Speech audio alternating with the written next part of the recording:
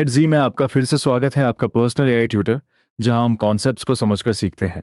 मैं हूं गौरव और मेरे साथ हैं स्वाति। आज हम क्लास 8 साइंस यानी सीबीएसई क्लास 8 के chapter the invisible living world beyond our naked eye को कामली रिवाइज करेंगे। नोटबुक हो तो पास रख लो, लेकिन अगर आप बस सुनना चाहते हो तब भी बिल्कुल ठीक है। एक क्लासरूम मोमेंट इमेजिन करो। बोर्ड पर बहुत छोटे डॉट्स बने हैं, लेकिन नेकेड आई से कुछ साफ नहीं दिख रहा। फिर वही चीज मैग्नीफाइंग ग्लास से बड़ी और डिटेल्ड दिखाई देती है। इस चैप्टर में हम पूछेंगे हमारी आंखों की सीमा क्या है, माइक्रोस्कोप ने कौन सी हिडन दुनिया दिखाई, सेल के पार्ट्स क्या करते हैं और माइक्रो ऑर्गेनिजम्स हमारे फूड तथा एनवायरनमेंट से कैसे जुड़े हैं। हमारा लर्निंग मैप सिंपल है। पहले इनविजिबल वर्ल्ड और मैग्निफिकेशन, फिर माइक्रोस्कोप की डिस्कवरी, उसके बाद सेल की स्ट्रक्चर, प्लांट और एनिमल सेल्स का कंपैरिजन, सेल शेप और फंक्शन, ऑर्गेनाइजेशन के लेवल्स, माइक्रो ऑर्गेनिजम्स की डाइवर्सिटी और finally food, soil digestion, nitrogen तथा ऑक्सीजन से उनका कनेक्शन। बीच में छोटे चेक्स होंगे, इसलिए सिर्फ सुनना नहीं, अपने मन में आंसर्स भी बनाना। चलो पहले सोचते हैं, अगर आसपास का इनविजिबल वर्ल्ड अचानक विजिबल हो जाए तो तुम्हारी साइज और लिविंग थिंग्स की अंडरस्टैंडिंग कैसे बदलेगी? क्या जो दिखाई नहीं देता वह रियल नहीं होता? एक सेकंड रुककर सोचो। चैप्टर का सेंट्रल आइडिया यही है कि ऑब्जर्वेशन की सीमा एग्जिस्टेंस की सीमा नहीं होती। ह्यूमन आई केवल उन ऑब्जेक्ट्स को देख सकती है जो एक सर्टेन साइज से ऊपर हो, इसलिए बहुत सी टाइनी चीजें लंबे समय तक अननोन रहीं। यहाँ इंपॉर्टेंट वर्ड है नेकेड आई, यानी बिना किसी ऑब्जर्विंग इंस्ट्रूमेंट के आंख। जब कोई ऑर्गेनिज्म नेकेड आई से नहीं दिखता, इसका मतलब ये नहीं कि वह लिविंग वर्ल्ड का हिस्सा नहीं है। अब लेंस की कहानी आती है। लोगों ने एक कर्व्ड पीस ऑफ ग्लास खोजा जो स्मॉल थिंग्स को बड़ा दिखा सकता था। इसका शेप लेंटिल सीड जैसा था, मिडिल में थिक और एजेस पर थिन। इसी रिजेम्बलेंस के कारण इसे लेंस कहा गया। तुम्हारे हिसाब से लेंस का मेन काम क्या है? ऑब्जेक्ट को बदलना या उसका एनलार्ज्ड व्यू देना? सही आंसर है, लेंस ऑब्जेक्ट को बदलता नहीं, बल्कि उसे मैग्नीफाइड व्यू में दिखाने में मदद करता है। समय के साथ लेंसेज को इम्प्रूव किया गया। सिंपल मैग्नीफाइंग ग्लासेस से लेकर पावरफुल माइक्रोस्कोप्स तक, हर टूल ने हमारी देखने की एबिलिटी बढ़ाई। एग्जाम पॉइंट: लेंस और माइक्रोस्कोप को केवल बड़ा करने वाला टूल मत लिखना, इनके कारण प्रीवियसली अनसीन डिटेल्स ऑब्जर्व की जा सकी। चैप्टर एक्टिविटी में राउंड बॉटम ग्लास फ्लास्क लिया जाता है और उसमें वाटर भरा जाता है। फ्लास्क को कॉर्क से बंद करके ओपन बुक के ऊपर रखते हैं। जब लेटर्स को फ्लास्क के थ्रू देखते हैं तो वे लार्जर दिखाई देते हैं। रीजन यह है कि वाटर से भरा फ्लास्क मैग्नीफाइंग ग्लास की तरह एक्ट करता है। फिर रियल मैग्नीफाइंग ग्लास से एंट को ऑब्जर्व करने का सुझाव है। क्या बदलेगा? एंट का बॉडी डिटेल अधिक क्लियरली दिखाई देगा। यह एक्टिविटी हमें डायरेक्ट एक्सपीरियंस देती है कि टूल हमारी ऑब्जर्वेशन को इंप्रूव कर सकता है, लेकिन मैग्नीफाइंग ग्लास और माइक्रोस्कोप सेम नहीं है। Microscope much smaller living forms को देखने के लिए अधिक पावरफुल इंस्ट्रूमेंट है। Quick check. अगर लेटर्स फ्लास्क के थ्रू बड़े दिखे तो क्या फ्लास्क के अंदर बुक के लेटर्स फिजिकली ग्रो हो गए? नहीं, ये अपीयरेंस और मैग्निफिकेशन का इफेक्ट है। यही डिस्टिंक्शन आंसर में यूजफुल है। ऑब्जर्वेशन में जो चेंज दिखता है उसे एक्सप्लेन करने के लिए टूल की रोल बतानी है, इमेजिनेशन से कोई एक्स्ट्रा प्रॉपर्टी नहीं जोड़नी। अब हम उस साइंटिफिक डिस्कवरी पर आते हैं जिसने इनविजिबल लिविंग वर्ल्ड को खोल दिया। इन 1665 साइंटिस्ट रॉबर्ट हुक ने माइक्रोग्राफिया नाम की बुक पब्लिश की। वे केयरफुल ऑब्जर्वर और स्किल्ड आर्टिस्ट थे।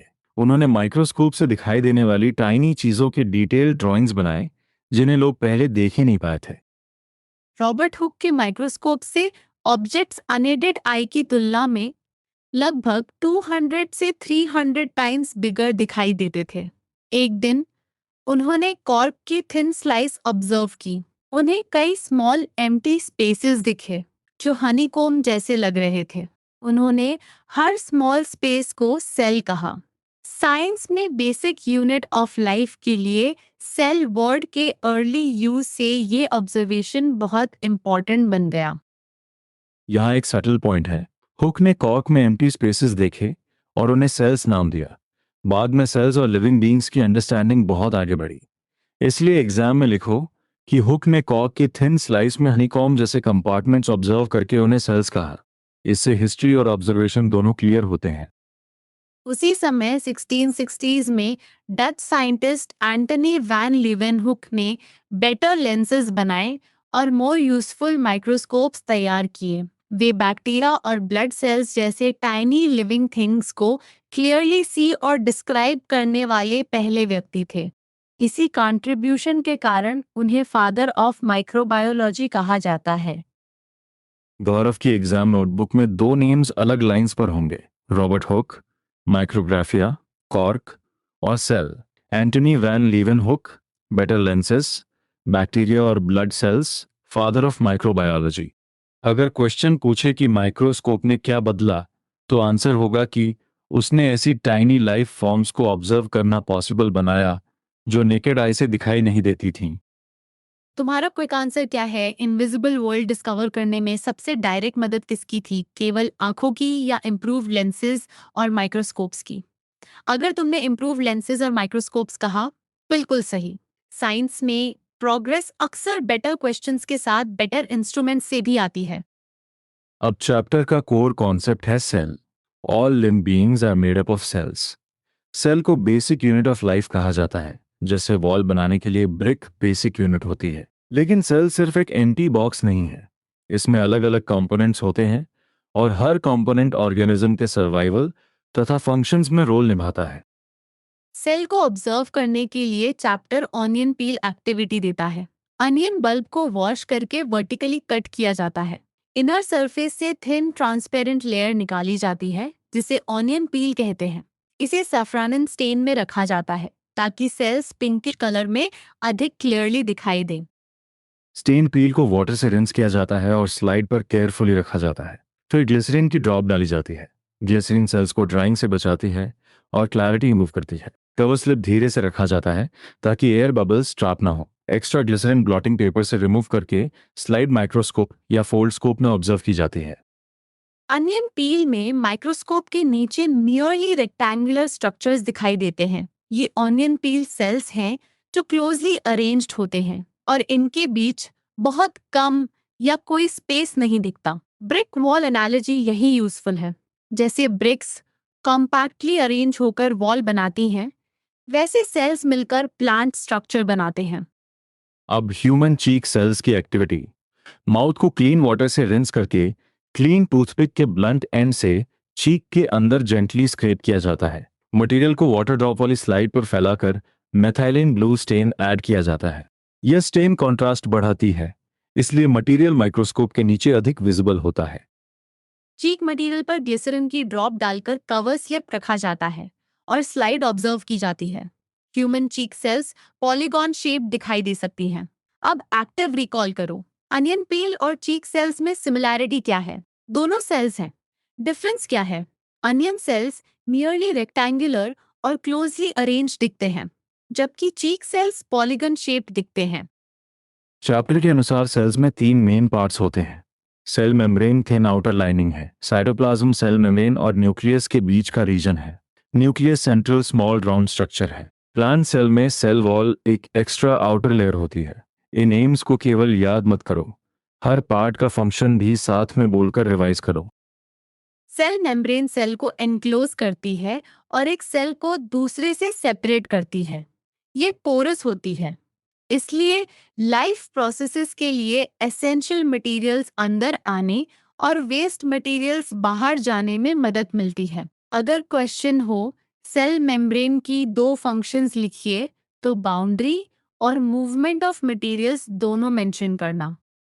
साइटोप्लाज्म में सेल के अदर कंपोनेंट्स और कार्बोहाइड्रेट्स, प्रोटीन्स, फैट्स तथा मिनरल सॉल्ट्स जैसे कंपाउंड्स पाए जाते हैं। मोस्ट लाइफ प्रोसेसेस साइटोप्लाज्म के भीतर टेक प्लेस करते हैं, इसलिए साइटोप्लाज्म को सिर्फ लिक्विड मत समझना। ये सेल के अंदर का एक्टिव रीजन है जहाँ कई इंपॉर्टेंट एक्टिविटीज होती हैं। न्यूक्लियस को सेल का रेगुलेटिंग सेंटर समझ सकते हो। चैप्टर कहता है कि न्यूक्लियस सेल में होने वाली एक्टिविटीज को रेगुलेट करता है और ग्रोथ को भी रेगुलेट करता है। एक कॉमन मिस्टेक है न्यूक्लियस को सेल का पूरा ब्रेन कहना और एक्स्ट्रा अनसपोर्टेड डिटेल्स जोड़ना। क्लास 8 आंसर में गिवन फंक्शन प्रिसाइसली लिखना सबसे सेफ है। सेल वॉल प्लांट सेल को रिजिडिटी और स्ट्रेंथ देती है। इसी कारण प्लांट सेल्स कॉम्पैक्टली अरेंज्ड और फर्म स्ट्रक्चर वाली दिखाई देती हैं। प्लांट सेल में सेल मेम्ब्रेन और उसके बाहर सेल वॉल को डायग्राम में कंफ्यूज मत करना। एग्जाम डायग्राम बनाते समय लेबल्स रिबल रखो। Cell wall, cell membrane, cytoplasm और न्यूक्लियस। प्लांट सेल्स में प्लास्टिड्स भी होते हैं। Plastids tiny rod shape structures हैं। क्लोरोप्लास्ट नाम का प्लास्टिड क्लोरोफिल रखता है, जो ग्रीन कलर देता है और फोटोसिंथेसिस में मदद करता है। नॉन ग्रीन पार्ट्स में प्लास्टिड सब्सटेंसेस स्टोर करने में हेल्प करते हैं। ये पॉइंट प्लांट सेल और एनिमल सेल कंपैरिजन में यूजफुल है। प्लांट सेल्स में लार्ज एम्प्टी लुकिंग वैक्यूल भी होती है। ये इंपॉर्टेंट सब्सटेंसेस स्टोर करने, वेस्ट हटाने और सेल की शेप मेंटेन करने में हेल्प करती है। इससे प्लांट को स्ट्रेंथ और सपोर्ट मिलता है। एनिमल सेल्स में वैक्यूल्स यूजुअली एब्सेंट होती हैं और अगर प्रेजेंट हो तो जनरली स्मॉल होती हैं। 1 मिनट का कंपैरिजन। प्लांट सेल में सेल वॉल, क्लोरोप्लास्ट और लार्ज वैक्यूल इंपॉर्टेंट फीचर्स हैं। एनिमल सेल में सेल वॉल और क्लोरोप्लास्ट नहीं होते और वैक्यूल यूजुअली एब्सेंट या स्मॉल होती है। दोनों में सेल मेम्ब्रेन, साइटोप्लाज्म और न्यूक्लियस जैसे बेसिक पार्ट्स होते हैं। आंसर में कॉमन और डिफरेंट फीचर्स सेपरेट हेडिंग्स में लिखना हेल्पफुल रहेगा। क्या सभी सेल्स एक जैसे दिखते हैं? नहीं। Human muscle cell spindle shaped होती है, जबकि नर्व सेल बहुत लॉन्ग होती है और ब्रांचेस रखती है। कुछ सेल्स राउंड, कुछ लॉन्ग और थिन हो सकती हैं। ये वेरिएशन रैंडम डेकोरेशन नहीं है। सेल का शेप और स्ट्रक्चर उसके स्पेसिफिक फंक्शन से कनेक्टेड होता है। चीक सेल्स थिन और फ्लैट होती हैं। वे चीक की इनर सरफेस पर प्रोटेक्टिव लाइनिंग बनाती हैं। नर्व सेल्स, जिन्हें न्यूरॉन्स भी कहा जाता है, बॉडी में मैसेजेस कैरी करती हैं। उनकी इलोंगेटेड और ब्रांच स्ट्रक्चर उन्हें अलग अलग बॉडी पार्ट्स तक मैसेजेस पास करने में हेल्प करती है। शेप को फंक्शन से जोड़ना एग्जाम में बहुत इंपॉर्टेंट रीजनिंग है। प्लांट्स में भी सेल्स रेक्टेंगुलर, इलोंगेटेड, ओवल या ट्यूब लाइक हो सकती हैं। कुछ प्लांट सेल्स लॉन्ग ट्यूब्स बनाती हैं जो प्लांट में वाटर कैरी करने में मदद करती हैं। यानी सेम ऑर्गेनिज्म के भीतर भी सेल्स की स्ट्रक्चर अलग हो सकती है क्योंकि उनके फंक्शंस अलग होते हैं। ये डाइवर्सिटी लिविंग सिस्टम्स की कॉम्प्लेक्सिटी खाती है। डाइजेस्टिव सिस्टम का एग्जाम्पल भी चैप्टर कनेक्ट करता है। फूड पाइप में muscle cells wave like manner में कॉन्ट्रैक्ट और रिलैक्स करती हैं, जिससे फूड स्टमक की ओर पुश होता है। ये सेल्स थिन, फ्लेक्सिबल और स्पिंडल शेप्ड होती हैं। स्टमक वॉल की मसल सेल्स फूड चर्न करती हैं, जबकि इनर लाइनिंग की दूसरी सेल्स डाइजेस्टिव जूसेस और एसिड प्रोड्यूस करती हैं। अब तुम प्रिडिक्ट करो, अगर नर्व सेल राउंड और बिना ब्रांचेस की होती तो उसके मैसेज कैरिंग फंक्शन के लिए वो उतनी सूटेबल होती? चैप्टर का रीजनिंग यही है कि यूनिक शेप, साइज और स्ट्रक्चर सेल्स को स्पेसिफिक फंक्शंस करने में सपोर्ट करते हैं। इसलिए आंसर फ्रेम रखो। सेल की स्ट्रक्चर उसके फंक्शन के अनुसार अडॉप्टेड होती है। अब हम सेल से कंप्लीट ऑर्गेनिज्म तक जाएंगे। एक सेल बेसिक बिल्डिंग ब्लॉक है। सिमिलर सेल्स का ग्रुप टिश्यू बनाता है। डिफरेंट टिश्यूज मिलकर ऑर्गन बनाते हैं। सेवरल ऑर्गन्स मिलकर ऑर्गन सिस्टम बनाते हैं और सभी organ systems together complete organism बनाते हैं। सीक्वेंस ध्यान से बोलो। Cell, tissue, organ, organ system, organism. Brick wall analogy फिर यूजफुल है। ब्रिक की तरह सेल, ब्रिक्स के ग्रुप की तरह टिश्यू और ऑर्गेनाइज स्ट्रक्चर्स की तरह ऑर्गन। लेकिन एनालॉजी केवल बेसिक अंडरस्टैंडिंग के लिए है। लिविंग बॉडी में सेल्स स्पेशलाइज्ड फंक्शंस करती हैं और कोऑर्डिनेटेड तरीके से काम करती हैं। इसी ऑर्गेनाइजेशन से कॉम्प्लेक्स प्लांट या एनिमल बॉडी प्रॉपर्ली फंक्शन कर पाती है।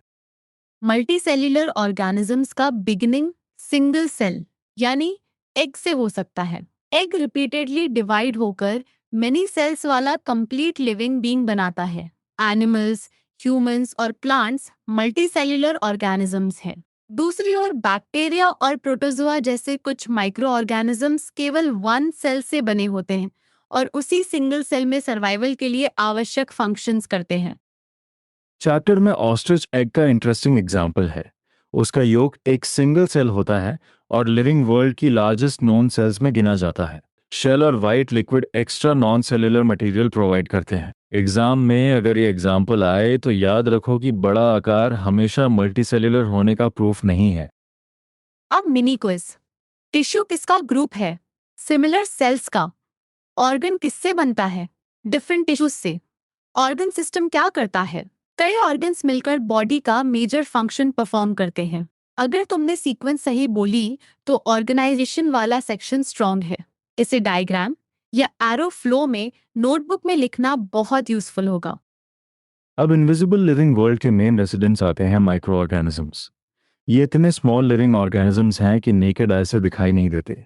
माइक्रो का अर्थ वेरी स्मॉल और ऑर्गेनिजम्स का अर्थ लिविंग बीइंग्स। ये वाटर, सॉइल, एयर और हमारे बॉडी के अंदर तक पाए जा सकते हैं।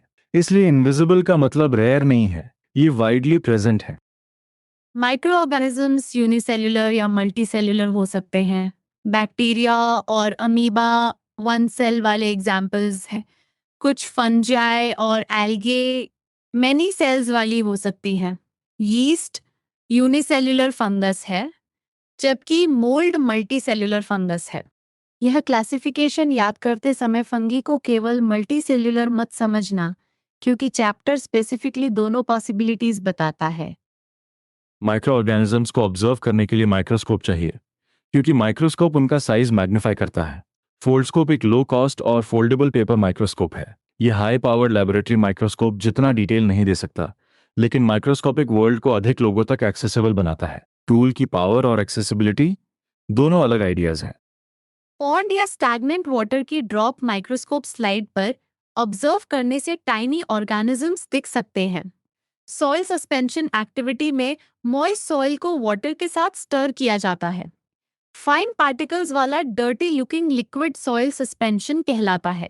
मिक्सचर सेटल होने के बाद टॉप लेयर की ड्रॉप लेकर ऑब्जर्व करते हैं और मूविंग टाइनी क्रीचर्स दिखाई दे सकते हैं। पॉन्ड वाटर में अमीबा और पैरामीशियम जैसे प्रोटोजोआ आइडेंटिफाई किए जा सकते हैं। अमीबा सिंगल सेल्ड, मूविंग और इरेगुलर शेप का होता है। पैरामीशियम भी सिंगल सेल्ड होता है और स्पेशलाइज्ड स्ट्रक्चर्स की मदद से मूव करता है। एल्गी ग्रीन दिख सकती है क्योंकि उसमें ग्रीन पिगमेंट होता है और मूवमेंट स्पेशलाइज्ड स्ट्रक्चर्स से हो सकती है। सॉइल सस्पेंशन में ब्रेड मोल्ड और मोल्ड जैसे फंजाई मिल सकते हैं। ब्रेड मोल्ड ब्रांच्ड फिलामेंट और सैक लाइक स्ट्रक्चर दिखाता है, जबकि दूसरा मोल्ड ब्रश लाइक स्ट्रक्चर दिखा सकता है। एल्गे स्फेरिकल और क्लोरोफिल वाली हो सकती है। बैक्टीरिया स्फेरिकल, कॉमा, स्पाइरल या रॉड शेप्ड हो सकते हैं और हेयर लाइक प्रोजेक्शंस भी हो सकती है। एक इम्पॉर्टेंट डिस्टिंक्शन, माइक्रो ऑर्गेनिजम्स में बैक्टीरिया, फंजी, प्रोटोजोआ और कुछ एल्गी आते हैं। वायरसेस माइक्रोस्कोपिक और एसेलुलर होते हैं। वे लिविंग सेल के अंदर एंटर करने पर मल्टीप्लाई करते हैं और प्लांट्स, एनिमल्स या बैक्टीरियल सेल्स को इन्फेक्ट कर सकते हैं। इसलिए वायरसेस को अदर माइक्रो ऑर्गेनिज्म से अलग फीचर के साथ याद करना है। अब तक रीकैप। माइक्रोब्स बहुत स्मॉल लिविंग बीइंग्स हैं, कई एनवायरमेंट्स में पाए जाते हैं और वन सेल या मेनी सेल्स वाले हो सकते हैं। माइक्रोस्कोप ऑब्जर्वेशन का मेन टूल है। बैक्टीरिया और प्रोटोजोआ यूनिसेलुलर हैं। फंजी यूनिसेलुलर या मल्टीसेलुलर हो सकते हैं और वायरस ए सेलुलर होकर लिविंग सेल के अंदर मल्टीप्लाई करता है। अब क्वेश्चन है, हम माइक्रोब से कनेक्टेड कैसे हैं? फूड रॉट होना एक विजिबल क्लू है। लेमन, टोमेटो या ऑरेंज बाहर पड़े रहने पर पाउडरी या कॉटन लाइक ग्रोथ डेवलप कर सकते हैं। इसका मतलब फूड माइक्रोब से इन्फेक्टेड हुआ है। Micro organisms water, soil, air और कुछ फूड आइटम्स में भी पाए जाते हैं। पिकल्स और मुरब्बास में माइक्रो ऑर्गेनिजम्स आसानी से क्यों नहीं बढ़ते? चैप्टर बताता है कि उनमें सॉल्ट या शुगर की हाई कॉन्सेंट्रेशन प्रिजर्वेटिव्स की तरह काम करती है और ऑर्गेनिजम्स को ग्रो करने नहीं देती। यह है आंसर, कॉज और इफेक्ट दोनों के साथ लिखना। हाई सॉल्ट या शुगर कंसंट्रेशन माइक्रोबियल ग्रोथ को रोकती है। एक्टिविटी में फ्रूट और वेजिटेबल पील्स को गार्डन सॉइल के बीच रखा जाता है। 2 से 3 वीक्स के बाद पील्स डार्क कलर्ड मटेरियल में बदल सकती हैं। ये मैन्योर है जो न्यूट्रिएंट से रिच होती है और सॉइल फर्टिलिटी बढ़ाने में हेल्प करती है। फंगी और बैक्टीरिया प्लांट वेस्ट को सिंपलर न्यूट्रिएंट रिच मैन्योर में ब्रेक डाउन करते हैं। इस प्रोसेस को डीकम्पोजिशन समझो। माइक्रो ऑर्गेनिजम्स प्लांट वेस्ट और डेड एनिमल बॉडीज को सिंपलर सब्सटेंसेस में ब्रेक डाउन करते हैं। न्यूट्रिएंट्स वापस सॉइल में जाते हैं और प्लांट्स को ग्रो करने में हेल्प करते हैं। इस तरह माइक्रोब्स वेस्ट रिसाइकिल करते हैं और एनवायरनमेंट क्लीन करने में योगदान देते हैं। अगर माइक्रोब्स न होते तो वेस्ट और न्यूट्रिएंट्स का नेचुरल रिसाइकलिंग प्रोसेस बहुत अलग होता। मैन्योर फॉर्मेशन के लिए ऑप्टिमल टेम्परेचर और अप्रोप्रिएट मॉइस्चर लेवल चाहिए, इसलिए कंपोस्ट या डिकम्पोजिशन एक्टिविटी में कंडीशंस मैटर करती हैं। ये जनरल एग्जाम स्ट्रैटेजी नहीं, चैप्टर का साइंटिफिक पॉइंट है। किसी एक्टिविटी में ऑब्जर्वेशन एक्सप्लेन करते समय टेम्परेचर, मॉइस्चर और माइक्रोब्स की एक्शन को कनेक्शन में लिखना आंसर को स्ट्रॉन्गर बनाता है। लेग्यूम प्लांट्स जैसे बीन्स, पीज और लेंटिल्स की रूट्स में नोड्यूल्स होते हैं। इन नोड्यूल्स में राइजोबियम बैक्टीरिया रहते हैं। ये बैक्टीरिया एयर से नाइट्रोजन ट्रैप करके प्लांट्स के लिए यूजफुल बनाते हैं। इससे प्लांट ग्रोथ इंप्रूव होती है और केमिकल फर्टिलाइजर्स की आवश्यकता कम हो सकती है। इसी वजह से फार्मर्स लेग्यूम्स को क्रॉप रोटेशन में ग्रो करते हैं। एग्जाम में वीट और बीन फार्मर वाला कंपैरिजन आ सकता है। वीट फील्ड में नाइट्रोजन रिच फर्टिलाइजर ऐड किया गया। बीन प्लांट की रूट्स में राइजोबियम नेचुरली नाइट्रोजन को यूजफुल फॉर्म में बदलने में हेल्प करता है, इसलिए farmer chemical nitrogen fertiliser avoid कर सकती है। आंसर में रूट नोड्यूल्स और नाइट्रोजन फिक्सेशन दोनों कीवर्ड्स जरूर रखो। कुछ बैक्टीरिया ऑक्सीजन फ्री एनवायरनमेंट में प्लांट और एनिमल वेस्ट या household waste water decompose करते हैं। इस प्रोसेस में गैसेस का मिक्सचर बनता है जिसमें कार्बन डाइऑक्साइड और हाई प्रोपोर्शन ऑफ मीथेन होता है। Methane cooking, heating, electricity generation और व्हीकल्स चलाने के लिए फ्यूल सोर्स की तरह यूज हो सकती है। इसे बायोगैस कनेक्शन के रूप में याद करो। चैप्टर डॉक्टर आनंदा मोहन चक्रवर्ती का एग्जाम्पल भी देता है। उन्होंने बैक्टीरिया पर स्टडी की और एक स्पेशल बैक्टीरियम डेवलप किया जो ऑयल स्पिल्स को ब्रेक डाउन कर सकता था। उनका वर्क दिखाता है कि माइक्रो ऑर्गेनिजम्स एनवायरमेंटल पोल्यूशन जैसी प्रॉब्लम्स को सॉल्व करने में यूजफुल हो सकते हैं। साइंस का वैल्यू केवल नॉलेज नहीं, प्रैक्टिकल प्रॉब्लम सॉल्विंग भी है। अब माइक्रोएल्जी, ये माइक्रोस्कोपिक प्लांट लाइक ऑर्गेनिजम्स हैं जो वाटर, सॉइल, एयर और ट्रीज पर भी मिल सकते हैं। ये सनलाइट का यूज करके अपना फूड बनाते हैं। इस प्रोसेस में ऑक्सीजन रिलीज करते हैं और अर्थ की ऑक्सीजन सप्लाई का मोर देन हाफ प्रोड्यूस करते हैं। एक्वेटिक एनिमल्स के लिए ये फूड सोर्स भी हो सकते हैं। स्पाइरुलिना, क्लोरेला और डायटम्स माइक्रोएल्जी के एग्जाम्पल्स हैं। इनका यूज हेल्थ सप्लीमेंट्स और मेडिसिन में किया जाता है। माइक्रोएल्जी वाटर क्लीनिंग और बायोफ्यूल बनाने में भी हेल्प कर सकती हैं, लेकिन पोल्यूशन, क्लाइमेट चेंज और हैबिटेट डिस्ट्रक्शन इनके डाइवर्सिटी और अबंडेंस को थ्रेटन कर रहे हैं। इसलिए इन टाइनी ऑर्गेनिजम्स का कंजर्वेशन एनवायरमेंटल बैलेंस के लिए इंपॉर्टेंट है। अगर तुम किसी एग्जैक्ट डाउट पर अटकते हो तो एडजी में उसे सोक्रेटिक क्वेश्चंस के साथ स्टेप बाय स्टेप खोल सकते हो। जैसे राइजोबियम नाइट्रोजन को यूजफुल कैसे बनाता है, या मैन्योर फॉर्मेशन में मॉइस्चर क्यों मैटर करती है। पहले अपना प्रेडिक्शन बनाओ, फिर एक्सप्लेनेशन चेक करो। यही एक्टिव रिकॉल रोट मेमोराइजेशन से ज्यादा मजबूत बनाता है। अब माइक्रो ऑर्गेनिजम्स और फूड का सेक्शन। यीस्ट एक माइक्रो ऑर्गेनिज्म और फंगस है। फ्लोर में यीस्ट, शुगर और वार्म वाटर ऐड करके डो बनाया जाता है। कुछ आवर्स वार्म प्लेस में रखने पर यीस्ट वाला डो राइज, फ्लफी और अलग स्मेल वाला हो सकता है। बिना यीस्ट वाला डो कंपैरिजन के लिए रखा जाता है। यीस्ट फूड को रेस्पायर करके एनर्जी रिलीज करती है। इस प्रोसेस में कार्बन डाइऑक्साइड रिलीज होती है जो डो में बबल्स बनाती है। बबल्स डो को सॉफ्ट और फ्लफी बनाते हैं। यीस्ट थोड़ी मात्रा में अल्कोहल भी प्रोड्यूस करती है जिससे स्मेल अलग हो सकती है। यही प्रॉपर्टी ब्रेड्स, केक्स और सिमिलर फूड्स बनाने में यूजफुल है। एक क्विक चेक, डो राइज होने का डायरेक्ट रीजन क्या है? कार्बन डाइऑक्साइड गैस के बबल्स। शुगर और वार्म वाटर क्यों ऐड किए जाते हैं? यीस्ट के ग्रोथ और प्रोसेस को सपोर्ट करने के लिए। आंसर में केवल ये मत लिखना कि यीस्ट डो को बड़ा करती है। गैस फॉर्मेशन और बबल्स का रीजनिंग जरूर लिखना। कुछ बैक्टीरिया भी फूड फर्मेंटेशन में यूजफुल हैं। लैक्टोबैसिलस इडली और डोसा बैटर तथा भटूरा डो के फर्मेंटेशन में हेल्प करता है। कर्ड फॉर्मेशन में भी इसका रोल है। इसलिए माइक्रो ऑर्गेनिजम्स केवल स्पॉइलेज के लिए रिस्पॉन्सिबल नहीं होते। कुछ बेनिफिशियल माइक्रोब्स फूड प्रेपरेशन को पॉसिबल और यूजफुल बनाते हैं। कर्ड एक्टिविटी में बॉल ए में लुकवार्म मिल्क और बॉल बी में कोल्ड मिल्क लिया जाता है। दोनों में थोड़ी कर्ड ऐड की जाती है। बॉल ए वार्म प्लेस पर और बॉल बी कूल प्लेस पर रखी जाती है। कुछ आवर्स बाद वार्म बॉल का मिल्क कर्ड बन जाता है और थोड़ा सॉर हो जाता है, जबकि कोल्ड बॉल में कर्डलिंग नहीं होती या कम होती है। कर्ड में लैक्टोबैसिलस जैसे बैक्टीरिया होते हैं। ये मिल्क शुगर यानी लैक्टोज पर फीड करके मल्टीप्लाई करते हैं और मिल्क को फर्मेंट करते हैं। इससे लैक्टिक एसिड बनता है जो कर्ड को सावर टेस्ट देता है। वार्म कंडीशंस में बैक्टीरिया अच्छी तरह ग्रो करते हैं, इसलिए बोल ए में कर्ड फॉर्मेशन तेज होती।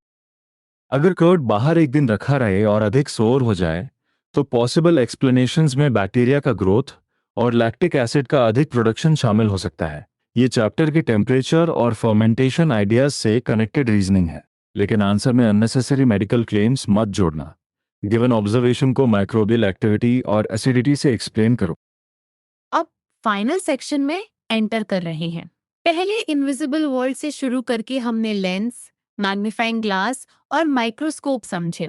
फिर हुक और लेवन हुक की डिस्कवरी, सेल के पार्ट्स, प्लांट और animal cells, cell shapes, organisation levels, micro organisms, decomposition, nitrogen fixation, biogas, microalgae और फूड फर्मेंटेशन तक पूरा। मोस्ट इंपॉर्टेंट डेफिनेशंस बोलो। ऑर्गेनिज्म सभी लिविंग बींग्स हैं। माइक्रो ऑर्गेनिजम्स ऐसे टाइनी ऑर्गेनिजम्स हैं जो नेकेड आई से दिखाई नहीं देते। सेल लाइफ की बेसिक यूनिट है। यूनिसेलुलर ऑर्गेनिज्म वन सेल से बना है।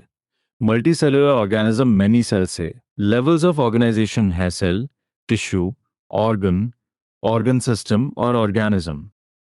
Common mistake check. बैक्टीरिया और प्रोटोजोआ यूनिसेल्युलर हैं। फंगाई को केवल मल्टीसेल्युलर कहना गलत होगा, क्योंकि यीस्ट यूनिसेल्युलर फंगस है और मोल्ड मल्टीसेल्युलर फंगस। बैक्टीरिया में वेल डिफाइंड न्यूक्लियस और न्यूक्लियर मेम्ब्रेन नहीं होती, उनके पास न्यूक्लियोइड रीजन होता है। वायरसेस माइक्रोस्कोपिक और एसेल्युलर होते हैं तथा लिविंग सेल के अंदर मल्टीप्लाई करते हैं।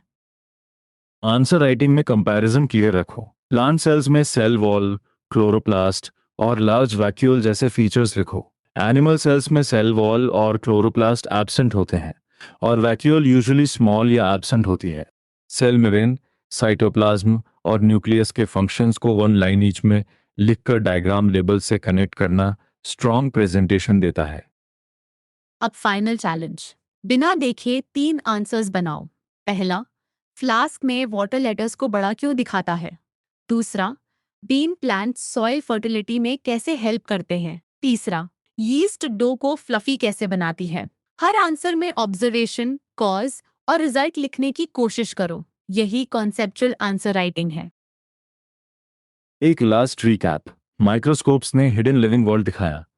सेल्स सभी लिविंग बीइंग्स की बेसिक यूनिट्स हैं और उनका शेप फंक्शन से जुड़ा है। Cells tissue, organ, organ system और ऑर्गेनिज्म बनाते हैं। Microbes decomposition, soil fertility, biogas, food fermentation और ऑक्सीजन बैलेंस में इंपॉर्टेंट रोल्स निभाते हैं। इनविजिबल होना अनइम्पॉर्टेंट होने का प्रूफ नहीं है।